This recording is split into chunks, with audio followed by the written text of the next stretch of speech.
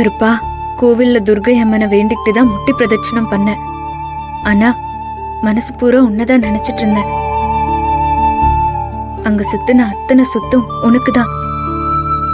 துர்கை அம்மா உனக்கு என்ன உருவன்லாம் எனக்கு தெரியாது.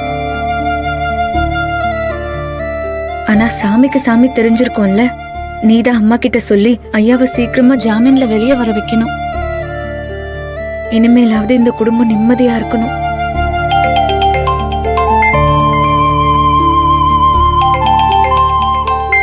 அட, சாமிய நினைச்சதும் மணி அடிக்குது. அத்தா சார், சொல்லுங்க சார். ஹலோ நந்தினி, ஒரு குட் நியூஸ். குட் நியூஸா? சொல்லுங்க அத்தா சார், சீக்கிரம் சொல்லுங்க. ஆமா, நம்ம அட்வொகேட் அவசர ஹியரிங்கா இந்த ஹை கோர்ட்ல டேடியோட பெயிலுக்கு மூவ் பண்ணிருக்காரு. அப்படின்னா?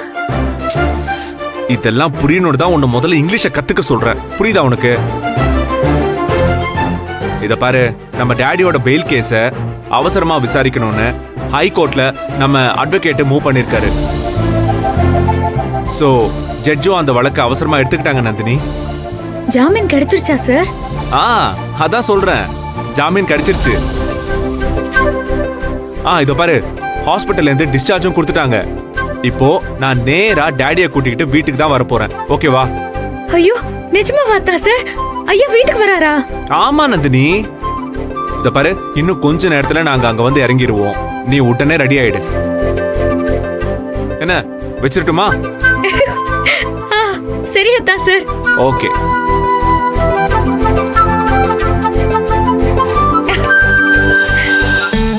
ஷோ கருப்பா, நான் பேசுறது எப்போ உன் காதுல கேக்குது, எப்போ உன் காதுல கேக்கலன்னு சத்தியமா எனக்கு தெரியல.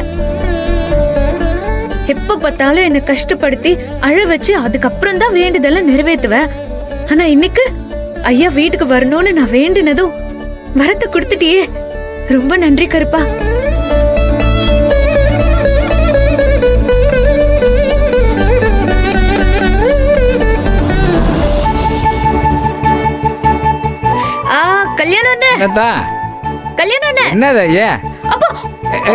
அம்மாடி, பார்த்து வர வேணாமா?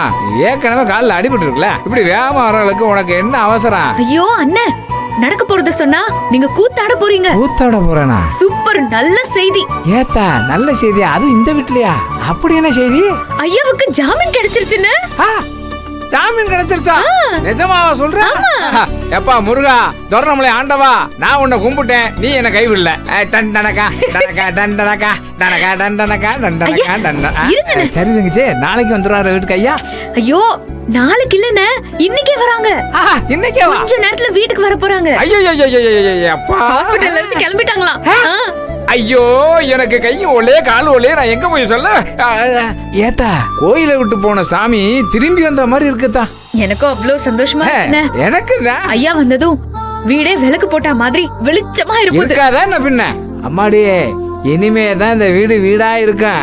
இங்க சில விஷக்கிருமிகள் பண்ற அட்டுளியும் இருக்குல்ல, அவர் இருந்தானா அப்பப்ப கண்ட்ரோல் பண்ணிடுவாரு. அவர் இருந்தாலே எல்லாம் சரியாயிடும். அத்தா, அண்ணனுக்கு ரொம்ப சந்தோஷமா இருக்குதா. இந்த சந்தோஷத்துல என் தங்கச்சி உனக்கு அண்ணன் இனிப்பு தரேன், நீ சாப்பிடு. அண்ணன், இந்த தடவை ஐயா நிச்சயமா வீட்டுக்கு வராரு. அவருக்கு கண்ணீர் கழியிற மாதிரி ஆரத்தி எடுத்து உள்ள கூப்பிடணும்.